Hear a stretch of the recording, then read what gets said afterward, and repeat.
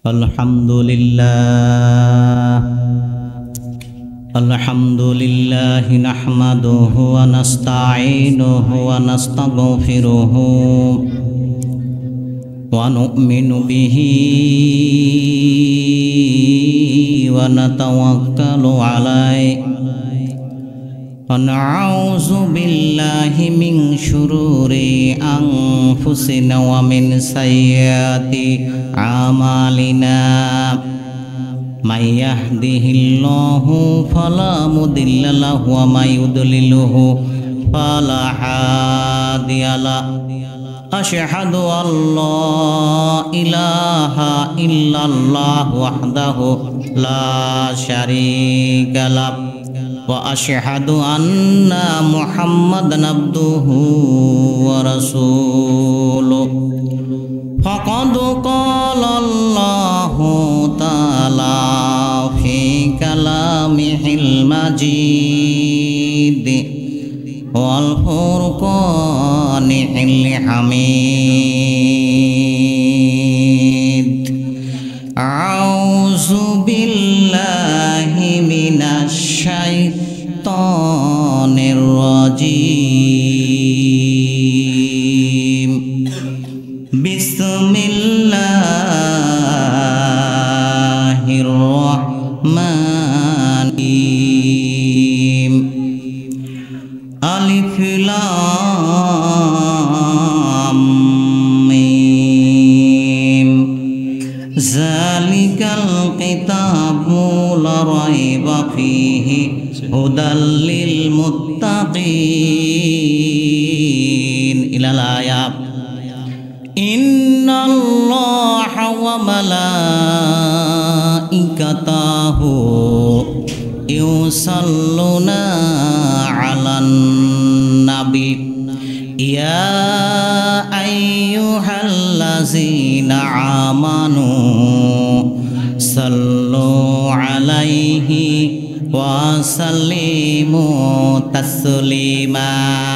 Allahumma salli ala sayyidina maulana Musyabi Abu Talib Syeku কারাগার কাটলো সেথায় তোমার বহুদিন হলো পার। খেয়ে না খেয়ে দিন প্রচারের কাজে ধৈর্য ধরে ধরে নিজেকে দিয়ে বিলিয়ে হে রাসূল তোমাকে ভুলি আমি কেমন করে। হে রাসূল তোমাকে ভুলি আমি কেমন করে। আল্লাহুম্মা আলা সাইয়্যিদিনা মাওলানা মুহাম্মাদ ওয়া আলা আলি সাইয়্যিদিনা শাফিআনা মুহাম্মাদ। হৃদয়ের যত প্রেম আছে কলিজায় সবটুকু দিয়ে দেব নবীজির তরে তাই। আল্লাহুম্মা সাল্লি আলা সাইয়্যিদিনা মাওলানা মুহাম্মাদ ওয়া আলা আলি সাইয়্যিদিনা শাফিআনা মুহাম্মাদ। আল্লাহুম্মা সাইয়্যিদিনা মাওলানা মুহাম্মাদ ওয়া আলা আলি সাইয়্যিদিনা শাফিআনা মুহাম্মাদ। আল্লাহুম্মা আমিন। রব্বানা যালামনা আনফুসানা ওয়া ইল্লাম তাগফির লানা ওয়া তারহাম লানা কুনান্না মিনাল খাসিরিন। রব্বানা লা তুযিগ কুলুবানা বা'দা ইয হাদাইতানা ওয়া হাব লানা মিন লাদুনকা রাহমা ইন্নাকা আনতাল ওয়াহ্হাব। আয় আল্লাহ তাআলা, তোমার আসমান থেকে রহমতের নজরে, করুণার নজরে, দয়ার নজরে ওলা পূর্ব পাড়া ইব্রাহিম হোসেন মাদ্রাসার দিকে তাকিয়ে দেখো আল্লাহ। সালাতুল মাগরিবের নামাজ আদায় করার পরে তোমার নবীর প্রতি দরুদ পাঠ করেছি, কোরআনুল কারীম থেকে তেলাওয়াত করেছি, গুনাহমাখা হাতগুলো তোমার শাহী দরবারে তুলে দিয়েছি আল্লাহ। তুমি যদি আমাদের গুনার দিকে তাকাও, তোমার রহমত করতে ইচ্ছে করবে না আল্লাহ। গুনার দিকে না তাকিয়ে অন্তরের কাকুতি মিনতির দিকে তাকিয়ে তুমি আমাদের দোয়া মোনাজাতগুলোকে কবুল আর মঞ্জুর করে নাও। আয় আল্লাহ তাআলা, আমরা যারা হাত উত্তোলন করেছি, আমরা পিতাহারা, মাতাহারা, আত্মীয় স্বজন হারা, পাড়া প্রতিবেশী হারা, ভাই ভগ্গর হারা, আমাদের মধ্যতা পঞ্জন আজকে যারা অন্ধকার কবরে শায়িত হয়ে গেল, সকল কবরবাসীদেরকে তুমি ক্ষমা করে দিয়ে রিয়াজুল জান্নাতে দাখিল করে নাও। আয় আল্লাহ তাআলা, এই মাদ্রাসা প্রতিষ্ঠিত হওয়ার পর থেকে আজকে পর্যন্ত যত মানুষ ইন্তেকাল করেছেন আল্লাহ, সকল মানুষদেরকে তুমি জান্নাতি মানুষ হিসেবে কবুল আর মঞ্জুর করে নাও। এই মাদ্রাসার সাথে যারা শ্রম দিতেছে, যারা অনেকে টাকা দিয়েছেন, অনেকে শারীরিক শ্রম দিয়েছেন, অনেকে মেধা কাটে আজকের এই কোরআনুল কারীমের বাগান সাজিয়েছেন, কাল কিয়ামতের ময়দানে এই বাগানকে, এই তাফসীরুল কোরআন ওয়াজ মাহফিলকে ওসিলা করে সকলকে তুমি জান্নাতে নসিব করে দিও আল্লাহ। আয় আল্লাহ তাআলা, এই বিশ্বাস নামাচ্ছি আমরা যা কিছু তেলাওয়াত করেছি, যা কিছু পাঠ করেছি, এই সমস্ত কিছু তোমার গফফার নামের ওসিলায় তুমি কবুল আর মঞ্জুর করে নিয়েছো। সুবহান রাব্বিকা রাব্বিল ইজ্জাতি আম্মা ইয়াসিফুন, আসসালামু আলাল মুরসালিন, আলহামদুলিল্লাহি রাব্বিল আলামিন।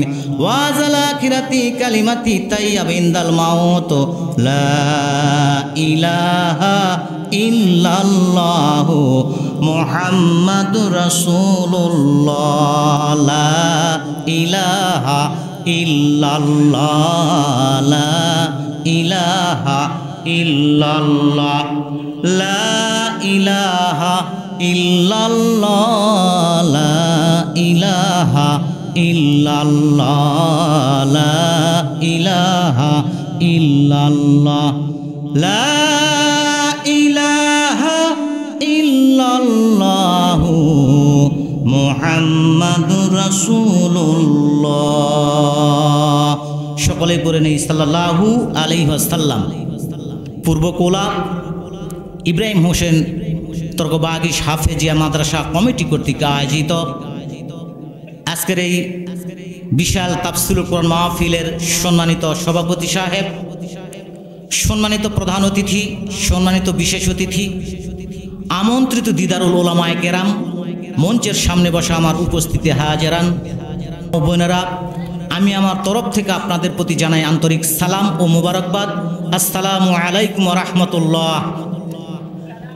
যাবতীয় প্রশংসা ও তারিফ একমাত্র আল্লাহ সুবহানাহু ওয়া তাআলার জন্য, যে আল্লাহ সুবহানাহু ওয়া তাআলা আমাদেরকে দীর্ঘ 1টি বছর পরে আজকের এই কোরআনুল কারীমের মাহফিলে এক জায়গায় একত্রিত হয়ে স্বল্প সময়ে অল্প কথার ভিতর দিয়ে আল্লাহ তাআলা আমাদেরকে বসার জন্য, কোরআনুল কারীমের আলোচনা শোনার জন্য, করার জন্য আতা করে দিয়েছেন। সেই মাহবুদের দরবার করি, সকলেই পড়ে নেই আলহামদুলিল্লাহ। অতঃপর দরুদ ও তাসলিম বর্ষিত হউক মুক্তির মানবতার দূত বিশ্বনবী, বিশ্বনেতা, মাজলুম মানুষের বন্ধু, মক্কার মণি, মদিনার জ্যোতি, সাইয়্যিদুল মুরসালিন, ইমামুল মুরসালিন, খাতামান নাবিয়িন, নিবিড়িত মানুষের পথের দিশারি, সেই নবীর প্রতি অগণিত দরুদ ও সালাম সকলেই পড়ে নেই সাল্লাল্লাহু আলাইহি ওয়াসাল্লাম। শ্রদ্ধাভাজন উপস্থিতি, আল্লাহ তাবারকা তাআলা পৃথিবীতে যত বনি আদম, যত মানুষ সৃষ্টি করেছেন, হযরত আদম আলাইহিস সালাম থেকে নিয়ে এখন এই সময় পর্যন্ত, এখন থেকে নিয়ে কিয়ামতের পূর্ব মুহূর্ত পর্যন্ত অবারিতভাবে মানুষের মাঝে কোরআনুল কারীমের আলোচনা, তাফসীর মাহফিলের মাধ্যমে, ইসালে সব মাহফিলের মাধ্যমে, মিলাদ শরীফের মাধ্যমে অব্যাহতভাবে চলতেছে এবং কিয়ামতের পূর্ব মুহূর্ত পর্যন্ত চলতেই থাকবে বলি সুবহানাল্লাহ। আল্লাহ জাল্লা শানহু তাআলা এই কোরআনুল কারীম নামক কিতাব আপনার জন্য, আমার জন্য দিয়েছেন। এটাকে মসজিদের আলমারিতে তুলে রাখার জন্য নয়, এটাকে বাড়ির টেবিলের উপরে সাজিয়ে রাখার জন্য নয়, এটাকে বাড়ির আলমারিতে শোকেসে বুক শেলফে তুলে রাখার জন্য কোরআনুল কারীম নামক পুস্তক আল্লাহ তাবারক তাআলা পৃথিবীতে প্রেরণ করে দেয় নাই। আল্লাহ তাবারক তাআলা এই কোরআনুল কারীম পৃথিবীতে দেওয়ার আগে আরও বড় বড় তিনখানা কিতাব তিনজন নবীগণ আলাইহিস সালাতু ওয়াস সালামের উপরে পদার্পণ করেছিলেন, নাজিল করে দিয়েছিলেন, বলি সুবহানাল্লাহ। এদের মধ্য থেকে একটা কিতাবের নাম হলো তাওরাত কিতাব। এই তাওরাত কিতাব আল্লাহ তাআলা হযরতে মূসা আলাইহিস সালাতু ওয়াস সালামের উপরে নাজিল করে দিয়েছিলেন। এরপরে হযরতে দাউদ আলাইহিস সালাতু ওয়াস সালামের উপরে আল্লাহ সুবহানাহু ওয়া তাআলা জাব্বুর কিতাব নামক কিতাব নাজিল করে দিয়েছিলেন। হযরতে ঈসা আলাইহিস সালাতু ওয়াস সালামের উপরে আল্লাহ সুবহানাহু ওয়া তাআলা ইনজিল শরীফ নামক কিতাব নাজিল করে দিয়েছেন। আর আপনার আমার সাইয়েদ, আপনার আমার সুপারিশকারী বিশ্ব নবী আলাইহিস সালাতু ওয়াস সালামের উপরে আল্লাহ তাবারক তাআলা যে কিতাবটা নাজিল করেছেন সেই কিতাবের নাম হলো কোরআন শরীফ, বলি সুবহানাল্লাহ। এই কোরআনুল কারীম পৃথিবীবাসীর জন্য এসেছে, আল্লাহ তাআলা দিয়েছেন। এই জন্য কোরআনুল কারীমের প্রথমের দিকে বলা হয়েছে কিতাবুন আনজালনাহু ইলাইকা লিতুখরিজান নাসা মিনাজ যুলুমাতি ইলান নূর। এটা হলো সেই কিতাব যে কিতাবটা তেলাওয়াত করলে আল্লাহ তাআলা আপনাকে অন্ধকারের পথ থেকে তুলে এনে আলোর পথে পরিচালিত করবেন। এটা হলো সেই কিতাব যে কিতাবের অধ্যয়ন করলে, যেই কিতাবের সংস্পর্শে আসলে মানুষের সোনার মানুষে পরিণত হয়ে যায়। যেই কিতাব তেলাওয়াত করলে আল্লাহ তাবারক তাআলা তার নামায় আমল নেকিতে পরিপূর্ণ করে দিয়ে দেয়, সেই কিতাবের নাম হলো কোরআন শরীফ। কোরআন শরীফের ভিতর আল্লাহ তাআলা 6666 আয়াতে কারিমা নাজিল করেছেন। আবার 114খানা সূরা নাজিল করে দিয়েছেন। 30 পারায় বিভক্ত করে দিয়ে আল্লাহ তাবারক তাআলা রমজান মাসের লাইলাতুল কদর রাত্রিতে মুহাম্মদ সাল্লাল্লাহু উপরে হযরতে জিবরাইল আলাইহিস সালামকে ভায়া করে পিউন হিসেবে ব্যবহার করে আল্লাহ তাবারক তাআলা মুহাম্মদ সাল্লাল্লাহু উপরে নাজিল করা শুরু করেছেন। সেই কোরআনুল কারীম এখনো পর্যন্ত অক্ষত অবস্থায় আপনার আমার মাঝে আছে। এই কোরআনুল কারীমের হক হলো 5টা। এই কোরআনুল কারীমের হক হলো 5টা। প্রথম নম্বর এটা হলো শুদ্ধ তেলাওয়াত। 2 নম্বরের হক হলো তেলাওয়াত যেটা করলাম তার অর্থ বোঝা। পৃথিবীর শুরু থেকে নিয়ে আজ অবধি পর্যন্ত, আজ থেকে নিয়ে কিয়ামতের পূর্ব মুহূর্ত পর্যন্ত বাংলাদেশের ভিতরে যতগুলো বনি আদম আছে, যতগুলো মানুষ আছে, সমস্ত মানুষ আমরা কম বেশি কোরআনুল কারীম পড়ি, কিন্তু এর ভিতরে যে নিগুড় তথ্য, যে ব্যাখ্যা বিশ্লেষণ আল্লাহ তাআলা সন্নিবেশিত করে দিয়ে দিয়েছেন, এটা আমরা কেউ তালাশ করি না, কেউ জানার জন্য চেষ্টা করি না। কথা কোন সত্য না মিথ্যা? সমাগত সুধী, আল্লাহ সুবহানাহু ওয়া তাআলা মুহাম্মদ সাল্লাল্লাহু আলাইহি উপরে কোরআনুল কারীম নামক দিয়েছেন।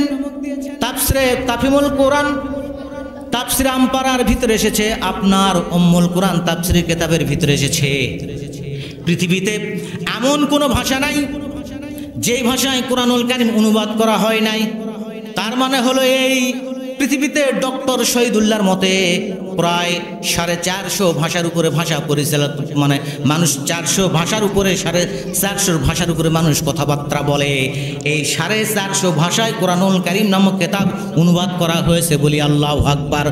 শুধু তাই নয়, বাংলাদেশে বাংলা ভাষায় অনুবাদ করা হয়েছে, ইন্ডিয়াতে হিন্দি ভাষায় অনুবাদ করা হয়েছে, আমেরিকাতে আপনার ইংরেজি ভাষায় অনুবাদ করা হয়েছে, সৌদি আরবে আরবি ভাষায় অনুবাদ করা হয়েছে, অন্যান্য যতগুলো দেশ আছে, ফিলিপাইনের দেশের আপনার মাতৃভাষায় অনুবাদ করা হয়েছে, আমেরিকার মাতৃভাষায় অনুবাদ করা হয়েছে, আপনার অন্যান্য পৃথিবীর ভিতরে যতগুলো দেশ আছে সমস্ত দেশগুলো এই কোরআনুল কারীমটাকে তার নিজ নিজ দেশের মাতৃভাষায় অনুবাদ করা হয়েছে। সেইটার নাম হলো কোরআন শরীফ। আমরা বলি সুবহানাল্লাহ। কোরআন শব্দের অর্থ হলো সর্বাধিক পঠিত পুস্তক বা বই। যেহেতু লিখেছেন তাফসিরুল কোরআন মাহফিল, অন্তত প্রথম অবস্থায় এই তাফসির শব্দটা আপনাকে আমাকে বুঝতে হবে। তাফসিরের জালালাইন রাওয়াইউল বায়ান অধ্যায়ের ভিতরে এসেছে। কেউ যদি তাফসির করতে চায় তাকে 14টা ভাষার উপরে 14টা পয়েন্টের উপরে দক্ষতা থাকা লাগবে, বলি সুবহানাল্লাহ। 14টা বিষয়ের উপরে তার দক্ষতা থাকা লাগবে, তার 14টা বিষয়ের উপরে পরিপূর্ণ জ্ঞান থাকা লাগবে। এই পরিপূর্ণ জ্ঞান যদি আপনার আমার থেকে থাকে তাহলে আমি আপনি পুরোপুরি তাফসির করতে পারবো, বলি সুবহানাল্লাহ।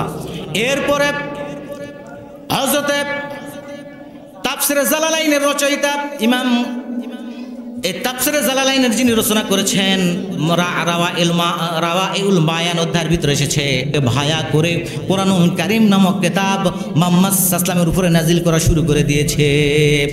সেই কিতাবের ভিতর থেকে আমি আপনাদের সামনে সূরাতুল বাকারার একটা মাত্র আয়াতে কারিমা তেলাওয়াত করেছি।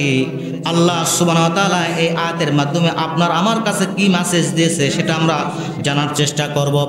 আল্লাহ তাবারক ওয়া তাআলা পৃথিবীবাসীর জন্য, পৃথিবীবাসীর হেদায়েতের জন্য, পৃথিবীবাসীর কল্যাণের জন্য যে কিতাবটা দিয়েছেন তার নাম হলো কোরআন। আর কোরআন শব্দের অর্থ হলো সর্বাধিক পঠিত পুস্তক, বই বা কিতাব। কোরআনের চাইতে বেশি পড়া হয়েছে, কোরআনুল কালিমের চাইতে বেশি প্রিন্টেড হয়েছে, অর্থাৎ ছাপা হয়েছে। পৃথিবীতে একটা পুস্তক, একটা বই আপনি খুঁজে পাবেন না, বলি সুবহানাল্লাহ। এই সূরাতুল বাকারার 1 নম্বর আয়াতের ভিতরে আল্লাহ তাবারক ওয়া তাআলা আপনার আমার জন্য যেটা সংযোজন করে দিয়েছেন সেটা হলো এই আলিফ লাম মিম যালিকাল কিতাবু লা রাইবা ফীহি হুদাল লিল মুত্তাকিন। আল্লাহ তাআলা বললেন আলিফ লাম মিম। রাসূলুল্লাহ সাল্লাল্লাহু আলাইহি ওয়াসাল্লাম সূরাতুল বাকারা মক্কা থেকে হিজরত করে যাওয়ার পরেই কিছুদিন পরেই কোরআনুল কারীমের 2 নম্বর সূরা সূরাতুল বাকারা নাজিল করে দিয়েছেন রাসূলুল্লাহ সাল্লাল্লাহু আলাইহি ওয়াসাল্লামের উপরে। রাসূলুল্লাহ সাল্লাল্লাহু আলাইহি ওয়াসাল্লাম মক্কা থেকে মদিনায় হিজরত করে যাওয়ার পরেই প্রথমের দিকে, একেবারে প্রথম দিকে আল্লাহ তাআলা সূরাতুল বাকারা রাসূলুল্লাহ সাল্লাল্লাহু আলাইহি ওয়াসাল্লামের উপরে নাজিল করেছিলেন, বলি সুবহানাল্লাহ। এই সূরাতুল বাকারায় আয়াত আছে 286 আয়াত, 40 রুকু। আল্লাহ সুবহানাহু ওয়া তাআলা এই 40 রুকু 286 সম্মিলিত আয়াত কোরআনুল কারীমের সর্ববৃহৎ সূরা। এটা মদিনায় অবতীর্ণ করেছেন। মক্কা থেকে হিজরত করে মদিনায় যাওয়ার কিছুদিন পরেই আল্লাহ তাআলা এই সূরা বাকারার নামকরণ কেন বাকারা রাখা হলো? আল্লাহ তাআলা এই বাকারা শব্দের অর্থ হলো গাভী, গরু। কোরআনুল কারীমে আল্লাহ তাআলা প্রত্যেকটা সূরার একটা করে নাম সংযোজন করেছেন। পৃথিবীতে আমরা যখন পৃথিবীতে ভূমিষ্ঠ হয়েছি, আপনার নাম রেখেছে আপনার পিতা অথবা আপনার দাদা অথবা আপনার নানা অথবা আপনার মা অথবা আপনার পাড়া প্রতিবেশী আপনার নাম রেখেছে আব্দুর রহিম, না হলে আব্দুল করিম, না হলে আব্দুল জব্বার। এগুলো নাম রাখে আপনার পিতা, আপনার মাতা, আর না হলে আপনার আত্মীয় স্বজন। কিন্তু কোরআনুল কারীমের যে সূরাগুলো আল্লাহ তাআলা সন্নিবেশিত করে দিয়েছেন, সমস্ত সূরার নাম রেখেছে আপনার আমার সৃষ্টিকর্তা, আপনার আমার রব, যিনাকে রাজি খুশি করার জন্য এখানে আমরা সমবেত হয়েছি। আমরা একজনের হুকুম পালনার্থে নামাজ আদায় করে থাকি, রোজা থেকে থাকি, কোরআনুল কারীম আদায় করে থাকি, কোরআনুল কারীম তেলাওয়াত করে থাকি, 5 ওয়াক্ত নামাজ আদায় করে থাকি। একজনকে খুশি করার জন্য তিনি হলেন কে? তিনি হলেন আমাদের রব। সেই রব কোরআনুল কারীমের নামগুলো তিনি নিজেই রেখে দিয়েছেন।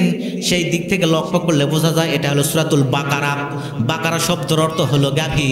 আর গাভী সম্পর্কে আল্লাহ সুবহানাহু ওয়া তাআলা কোরআনুল কারীমের এই সূরার ভিতরে কিছুটা আলোচনা করেছেন, কিছুটা আলোকপাত করেছেন। আল্লাহ তাআলা গাভীর মাধ্যমে আপনাকে আমাকে শিক্ষা দিচ্ছেন। চতুষ্পদ জন্তু, পৃথিবীতে যতগুলো চতুষ্পদ জন্তু আছে, সমস্ত জন্তুদের মধ্য থেকে সবচাইতে নিরীহ প্রাণী হলো গাভী। এই গাভীর ভিতরে আল্লাহ তাআলা এমন একটা উপাদেয় খাদ্য আপনার আমার জন্য সংযোজন করে দিয়েছেন, সেট করে দিয়েছেন। রক্ত আর গোবরের মাঝখান দিয়ে মানুষের জন্য উপাদেয় একটা খাদ্য আল্লাহ তাআলা পৃথিবীতে বের করে দিয়েছেন গরুর মাধ্যমে, গাভীর মাধ্যমে। সেই খাবারের নাম হলো দুধ। দুধ হলো আপনার আমার জন্য আদর্শের খাবার।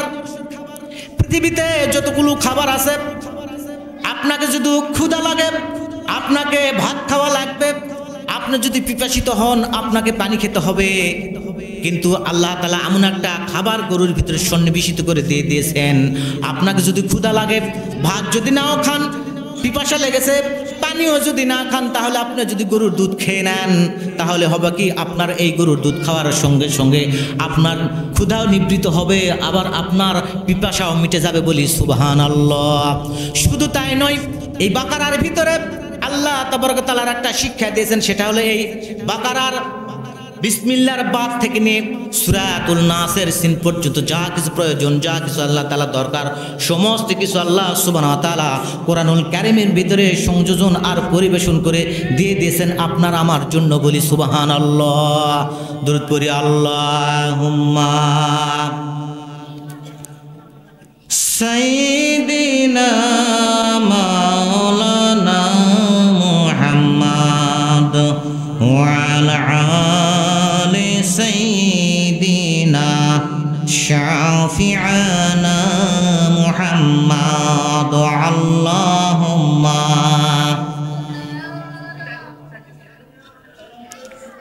মাওলানা মুহাম্মদ ওয়া আলা আলি সাইয়্যিদিনা শাফি'ানা মুহাম্মদ। আমার যখন ফুরাবে দিন আসবে গহীন রাতি, আমার যখন ফুরাবে দিন আসবে গহীন রাতি, থেকো আল্লাহ এ জীবনে হয়ে চির সাথী, আসবে গহীন রাতি। আল্লাহুম্মা সাল্লি আলা সাইয়্যিদিনা মাওলানা মুহাম্মদ ওয়া আলা আলি সাইয়্যিদিনা শাফি'ানা মুহাম্মদ। আমার হাজিরিন, সূরাতুল বাকারা নাজিলের শানে নজুল, যে প্রেক্ষাপটে সূরাতুল বাকারা মদিনাতে নাজিল হয়েছে, সেই অবস্থায় আপনার মদিনা শরীফের অবস্থা, প্রত্যেকটা মানুষ মুহাম্মদ সাল্লাল্লাহু আলাইহি ওয়াসাল্লামের কাছে যাবে, ভয়ে কেউ তো মুহাম্মদ সাল্লাল্লাহু আলাইহি ওয়াসাল্লামের সাথে দেখা করতে পারে না। মুহাম্মদ সাল্লাল্লাহু আলাইহি ওয়াসাল্লামের উম্মত আর সাহাবীতে পরিণত হবে, কেউ কারো কাছে পরিচয় দিতে পারে না। একজন সাহাবী রাসূলুল্লাহ সাল্লাল্লাহু আলাইহি ওয়াসাল্লামের খুঁজে সেই হাজরামাউত থেকে শুরু করে দেশে রওনা করে মুহাম্মদ সাল্লাল্লাহু আলাইহি ওয়াসাল্লামের সাথে দেখা করার জন্য চলে যাচ্ছে মদিনা শরীফের ভিতরে। যেতে যেতে অনেক খোঁজাখুঁজি করার পরে হযরত আলী রাদিয়াল্লাহু তাআলা আনহুর সাথে সঙ্গে যখন দেখা হয়ে গেল, তিনি আলীকে লক্ষ্য করে বলতেছে, অপরিচিত ব্যক্তি, আমি দীর্ঘ পথ পরিভ্রমণ করে এসেছি আব্দুল্লাহর বাটা মুহাম্মদের সাথে সাক্ষাৎ করার জন্য। তাকে কোথায় গেলে আমি খোঁজ পাবো, তার সাথে আমার সাক্ষাৎ হওয়া দরকার, তাকে কোন জায়গায় গেলে তার সাথে মুসাফা করা হবে, তার সাথে আমি হাত মিলাবো। আলী রাদিয়াল্লাহু তাআলা আনহু বলতেছে, তুমি আমার পিছনে পিছনে আসো, আমি যদি কোনো জায়গায় প্রস্রাব করার ভান করে যদি বসে যাই, তুমি থেমে থেকো না, তুমি সামনের দিকে চলতেই থাকবে। আবার তুমি যদি কখনো কোনো জায়গায় প্রস্রাব করার ভান করে বসে পড়ো, তাহলে আমিও থেমে যাব না, সামনের দিকে যেতেই থাকবো। এভাবে আলী রাদিয়াল্লাহু তাআলা আনহু সামনের দিকে চলে যাচ্ছিল, আর ওই অপরিচিত ব্যক্তি আলীকে অনুসরণ করে আলীর পিছনে পিছনে যাচ্ছিল। যেতে যেতে কিছু দূর যাওয়ার পরে সাইবার সাথে দেখা হয়ে গেল। সাইবাকে লক্ষ্য করে আলী রাদিয়াল্লাহু তাআলা আনহু রাস্তার পাশে প্রস্রাব করার ভান করে বসে পড়লেন, আর আগন্তুক ব্যক্তি সামনের দিকে পা চালে সামনের দিকে চলে যেতে থাকলেন। সাইবাকে যখন ক্রস করে চলে গেলেন, আলী রাদিয়াল্লাহু তাআলা আনহু যখন বসার থেকে দাঁড়িয়ে ওই লোকের পিছনে পিছনে যেতে থাকলো, আবার ওই লোককে পিছনে ক্রস করে ফেলে সামনের দিকে তিনি চলে গেলেন। এরপরে পর্যায়ক্রমে মসজিদে নববীর নিকটবর্তী যখন হয়ে গেলেন, ওই অপরিচিত ব্যক্তিকে লক্ষ্য করে বলতেছে, হে আল্লাহর বান্দা, ওই যে দেখতেছ মসজিদে নববীর ভিতরে ওই যে মিম্বরের উপরে বসে ওয়াজ নসিহত করতেছে, মানুষদেরকে দিনের দাওয়াত দিচ্ছে, কোরআনুল কারীমের আলোচনা শোনাচ্ছে, ওই লোকটি হলো আব্দুল্লাহর বাটা মুহাম্মদ। আমরা বলি সুবহানাল্লাহ। এই লোকটি আস্তে করে রাসূলুল্লাহ সাল্লাল্লাহু আলাইহি ওয়াসাল্লামের যখন নিকটবর্তী হয়ে গেলেন, নিকটবর্তী হওয়ার পর রাসূলুল্লাহ সাল্লাল্লাহু আলাইহি ওয়াসাল্লামকে লক্ষ্য করে বলতেছে, আল্লাহ রাসূল, আমি দীর্ঘ পথ পরিভ্রমণ করে এসেছি, পার করে দিয়ে এসেছি, অত্যন্ত পরিক্রান্ত হয়ে গিয়েছি। আমি এসেছি আপনার কাছে একটা কথা জানার জন্য, একটা আমল শেখার জন্য। আচ্ছা বলেন তো, এই পৃথিবীতে আল্লাহ তাবারক তাআলার কাছে প্রিয় মানুষ হওয়ার জন্য সবচাইতে কোন আমলটা বেশি প্রয়োজন? আমরা বলি সুবহানাল্লাহ। আল্লাহ রাসূল বললেন, তোমার ভিতরে ওয়াত্তাকুল্লাহ।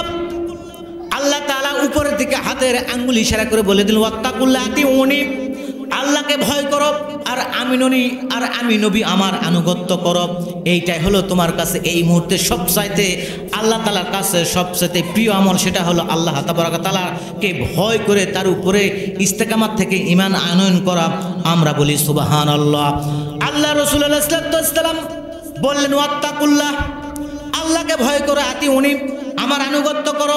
যদি তুমি এই হাদিসের উপরে ইস্তেকামাত থেকে থাকো, তাহলে তুমি যখন ইন্তেকাল করবে, তাহলে তোমার আর আমার অবস্থান হবে এইভাবে। দুইটা হাত তিনি প্রসারিত করে দিয়ে দুইটা আঙ্গুল এইভাবে তিনি দেখাই দিলেন আর বললেন, এই যে দুইটা আঙ্গুল এক জায়গায় অবস্থান করতেছে, মাঝে সামান্য একটু পার্থক্য ফাঁকা আছে, ঠিক জান্নাতের ভিতরে তুমি যদি ওয়াত্তাকুল্লাহ আতিউনি, আল্লাহ তাআলাকে ভয় করে চলতে পারো, তাহলে তোমার হবে কি, এইরকম দুইটা আঙ্গুলের পাশাপাশি যতটুকু ফাঁক আছে এর চাইতে অল্প তফাৎ আর ফাঁক রেখে কাল কিয়ামতের ময়দানে আল্লাহ তাআলা আপনাকে আমার সাথে আপনাকে জান্নাতে থাকার ব্যবস্থা করে দিয়ে দিবেন, বলি সুবহানাল্লাহ। এই জন্য হযরত আয়েশা সিদ্দিকা রাদিয়াল্লাহু তাআলা আনহাকে প্রশ্ন করা হলো, ইয়া আয়েশা সিদ্দিকা রাদিয়াল্লাহু তাআলা আনহা, নবীজির চরিত্র কেমন ছিল? হযরত আয়েশা সিদ্দিকা রাদিয়াল্লাহু তাআলা আনহা সমস্ত সাহাবীদেরকে তিনি বলে দিলেন, তোমাদের সামনে কি কোরআনুল কারীম নাই? তোমরা কি কোরআনুল কারীম পড়ো না? তোমরা কি কোরআনুল কারীম অধ্যয়ন করো না? যেইটাই কোরআন সেইটাই রাসূলুল্লাহ সাল্লাল্লাহু আলাইহি ওয়াসাল্লামের আদর্শ, যেইটাই কোরআন সেইটার মুহাম্মদ সাল্লাল্লাহু আলাইহি ওয়াসাল্লামের জীবন চরিত্র, যেইটাই কোরআন সেইটা মুহাম্মদ সাল্লাল্লাহু আলাইহি ওয়াসাল্লামের জীবন পাথেয়, যেইটাই কোরআন সেইটাই হলো রাসূলুল্লাহ সাল্লাল্লাহু আলাইহি ওয়াসাল্লামের চরিত্র। আমরা বলি সুবহানাল্লাহ। এরপরে আল্লাহ সুবহানাহু ওয়া তাআলা কোরআনুল কারীম নামক যে কিতাব আপনারা আমার জন্য দিয়েছেন, হেদায়েতের বাণী, এই কোরআনুল কারীমের ২য় নম্বর সূরা সূরাতুল বাকারার ভিতরে আল্লাহ তাআলা বলেছেন, যালিকাল কিতাবু লা রাইবা ফি। এটা হলো সেই কিতাব যে কিতাবের ভিতরে কোনো বক্রতা নাই, যে কিতাবের ভিতরে কোনো ভয় নাই, যে কিতাবের ভিতরে কোনো অসত্য নাই, যে কিতাবের ভিতরে কোনো সন্দেহ নাই। এটা হলো সেই কিতাব যে কিতাবের ভিতরে কোনো প্রকারের সন্দেহ এবং বক্রতা নাই, বলি সুবহানাল্লাহ। পৃথিবীতে আপনি যত কিতাব পড়বেন, একবার পড়লে দ্বিতীয়বার আর পড়ার আপনার ভিতরে স্পৃহা জাগ্রত হবে না, আর নিজের ভিতরে পড়ার জন্য আগ্রহ অনুপ্রাণিত হবে না। কিন্তু কোরআনুল কারীম এমন একটা পুস্তক, এমন একটা কিতাব, একবার নয় দুইবার নয়, আপনি যতবার তেলাওয়াত করবেন, যতবার অধ্যয়ন করবেন, ততবার আল্লাহ তাআলা এই কোরআনুল কারীমের ভিতরে যে জ্ঞান দিয়েছেন, এই নতুন নতুন জ্ঞানে আপনার মেধাকে আল্লাহ তাআলা বিকশিত করে দিয়ে দিবেন, বলি সুবহানাল্লাহ। এই জন্য বলেছেন এটা হলো সেই কিতাব যার ভিতরে কোনো সন্দেহ নাই। তদানীন্তন সময়ে ফ্রান্সের দার্শনিক কবি, তিনি মহাভারত পড়েছেন, বাইবেল পড়েছেন, ত্রিপিটক পড়েছেন, ওল্ড টেস্টামেন্ট পড়েছেন, নিউ টেস্টামেন্ট অধ্যয়ন করেছেন, আপনার যশ পড়েছেন, মতি অধ্যয়ন করেছেন, তারপরে আপনার গীতা পড়েছেন, মহাভারত অধ্যয়ন করেছেন। তিনি সমস্ত বইগুলো পড়ে পড়ে তার যেখানে তার সন্দেহ হয়েছে সেখানে তিনি একটা করে লাল কলমের সাইন করে দিয়েছেন, দাগ টেনে দিয়েছেন।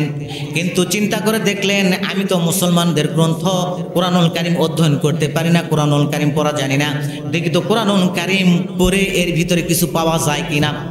ফ্রান্সের ডক্টর তুতুনজি তদানীন্তন সময় ফ্রান্সের একজন কারি হুজুরের কাছে তিনি চলে গেলেন। সেখানে গিয়ে তিনি কায়দা তেলাওয়াত শুরু করলেন, কায়দা পড়লেন, সিবেরা পড়লেন, কোরআনুল কারীম তেলাওয়াত করা শুরু করলেন। একটি নয়, দুইটি নয়, গোটা কোরআনুল কারীম তিনি তেলাওয়াত করা শুরু করে দিলেন, অধ্যয়ন করলেন। সূরা বাকারা থেকে নিয়ে সূরাতুল ফাতিহা থেকে শুরু করে সূরাতুল নাস পর্যন্ত তিনি অধ্যয়ন করলেন। অধ্যয়ন করতে গিয়ে তিনার মন্তব্য কিতাবের ভিতরে এসেছে, ডক্টর তুতুনজি তিনার মন্তব্য কিতাবের ভিতরে পাওয়া যায়। তিনি কোরআনুল কারীমের ভুল ধরতে গিয়ে তিনি তিনার জীবনের ভুল ধরে ফেলে দিয়েছেন, বলি সুবহানাল্লাহ। এই জন্য মুফাসসিরে কেরামগণ বলেছেন, যারা কোরআনুল কারীমের কাছে আসবে, আল্লাহ তাআলা তাদেরকে সোনার মানুষে পরিণত করে দিয়ে দিবেন। সেই কোরআনুল কারীম আজও পর্যন্ত আপনার কাছে আমার কাছে অক্ষত অবস্থায় আছে, আর কিয়ামতের পূর্ব মুহূর্ত পর্যন্ত এই কোরআনুল কারীম অক্ষত অবস্থায় থাকবে। এটা আল্লাহ তাআলা নিজেই দায়িত্বভার গ্রহণ করেছেন। এরপর আল্লাহ তাআলা বললেন, হুদাল লিল মুত্তাকিন, এটা হলো যারা হেদায়েত প্রাপ্ত হতে চায়, যারা মুক্তি প্রাপ্ত হতে চায়, যারা কল্যাণ প্রাপ্ত হতে চায়, তাদের জন্য আল্লাহ সুবহানাহু ওয়া তাআলা হুদাল লিল মুত্তাকিন, যারা হেদায়েত, এটি হলো হেদায়েতের বাণী। যারা মুত্তাকি হতে চায়, যারা আল্লাহ তাআলাকে ভয় করে, তাদের জন্য এটা হলো হেদায়েতের বাণী। আমরা বলি সুবহানাল্লাহ। আল্লাহ তাআলা আপনার আমার ওয়াজে কাম হতে পারে, নাও পারে, অন্যান্য হুজুরের ওয়াজে কাম হতে পারে, নাও পারে। আপনার আমার কথায় আপনার হেদায়েত হতেও পারে না পারে, কিন্তু আল্লাহ তাবারক ওয়া তাআলা যাকে হেদায়েত দিবেন, যাকে হেদায়েতের ভিতর অন্তর্ভুক্ত করে নিয়ে নেবেন, তিনি প্রকৃত মুমিনের ভিতর অন্তর্ভুক্ত হয়ে চলে যাবেন, বলি সুবহানাল্লাহ। এই জন্য হেদায়েত পেতে গেলে, মুক্তি পেতে গেলে কোরআনুল কারীমের সংস্পর্শে আসা লাগবে। কোরআনুল কারীমের হুকুমতের কাছে নিজের এই মাথাকে অবনত করে দিয়ে আল্লাহ তাবারক ওয়া তাআলার হুকুম আহকামগুলো নিয়মতান্ত্রিক অনুযায়ী আমল করতে হবে, তবেই আপনি আমি এই হুদাল্লিল মুত্তাকিনের ভিতর অন্তর্ভুক্ত হয়ে যাব। আল্লাহ তাআলা হযরত ইমাম গাজ্জালী রাহমাতুল্লাহ আলাইহিকে প্রশ্ন করা হলো, হে আল্লাহর প্রেরিত বান্দা, আমি মুত্তাকি হতে চাই, আমি আল্লাহওয়ালা হতে চাই, তাহলে আমি কিভাবে আল্লাহওয়ালা হতে পারি এই সম্পর্কে আপনি আমাকে ধারণা দিন। ইমাম গাজ্জালী রাহমাতুল্লাহ দাকাইকুল আকবার কিতাবের ভিতরে বললেন, গুনিয়াতুত তালিবিন কিতাবের ভিতরে আছে, তিনি বললেন যেই মানুষটি আজান হওয়ার সঙ্গে সঙ্গে মসজিদে গিয়ে জামাতের সাথে নামাজ আদায় করার জন্য অবস্থান করে, এই লোকটিকে হেদায়েতের রাস্তায় আছে বলে সম্ভাবনা করা যায়, বলি সুবহানাল্লাহ। আর আজকে আমি আপনি প্রত্যেকেই আজান হলে নামাজের দিকে আগুয়ান হই না, নামাজের দিকে অগ্রসর হই না। রাসূলুল্লাহ সাল্লাল্লাহু আলাইহি ওয়াসাল্লামের সময়ে আপনার আমার জন্য এখানে দুইটা শিক্ষা, একটা হলো আল্লাহ তাআলার প্রতি ভয়, হুদাল্লিল মুত্তাকিন, আল্লাহ তাআলার প্রতি ভয়। 2 নম্বর শিক্ষা হলো আমলে সালেহ। এই দুইটা গুণ যদি আমি আপনি অর্জন করতে পারি বা অর্জন করি, তাহলে কাল কিয়ামতের ময়দান আল্লাহ তাআলা আপনাকে আমাকে জান্নাত পর্যন্ত পৌঁছানোর ব্যবস্থা করে দিয়ে দিবে, বলি সুবহানাল্লাহ। আল্লাহ তাআলার কাছে আমরা দোয়া করব, আল্লাহ তাবারক ওয়া তাআলা আপনাকে আমাকে এই দুইটা গুণ অর্জন করার জন্য তৌফিক দান করে দেখ, আমরা সকলে বলে আমিন। একটা হলো আল্লাহ তাআলার প্রতি ভয়, 2 নম্বর গুণ হলো আমলে সালেহ অর্থাৎ ভালো কাজ। এক আল্লাহ তাআলার প্রতি ভয় ওয়াত্তাকুল্লাহ, 2 আমলে সালেহ ভালো কাজ। এই দুইটা গুণ আপনার আমার এই মাথা থেকে পায়ের তালু পর্যন্ত যদি এই দুইটা গুণ অর্জন করতে পারি, তাহলে আমি কাল কিয়ামতের ময়দানে আল্লাহ তাআলা মানুষদেরকে দেওয়ার জন্য জান্নাত সৃষ্টি করে রেখে দিয়েছেন, সেই জান্নাত আল্লাহ তাআলা আমাদেরকে প্রবেশ করাবেন ইনশাআল্লাহ। আল্লাহ তাআলার কাছে আমরা দোয়া করি, আল্লাহ তাবারক ওয়া তাআলা আপনাকে আমাকে ইসলামের পথে থেকে, কোরআনুল কারীমের পথে থেকে, হাদিসের পথে থেকে, ইসলামের যাবতীয় বিধিবিধানের উপরে ইস্তেকামাত থেকে আমল করার জন্য সময় এবং সুযোগ যেন দান করে দেয়, আমরা সকলে বলে আমিন। আল্লাহ তাআলার কাছে আমরা দোয়া করব, আল্লাহ তাআলা আপনাকে আমাকে সকলকে ইসলামের সঠিক বুঝ, ইসলামের সঠিক জ্ঞান, ইসলামী আন্দোলন করার জন্য তৌফিক দান করুক, আমরা সকলে বলে আমিন। কোরআন পড়ি, কোরআন বুঝি, আল কোরআনে সমাজ গড়ি, ইসলাম সে তো পরশ মানিক, তার যে পেয়েছে খুঁজি, পরশে তার সোনা হলো যারা, আমরা তাদেরকে বুঝি। এই কথা বলেই আমি আমার কথা শেষ করছি। আসসালামু আলাইকুম ওয়া রাহমাতুল্লাহ।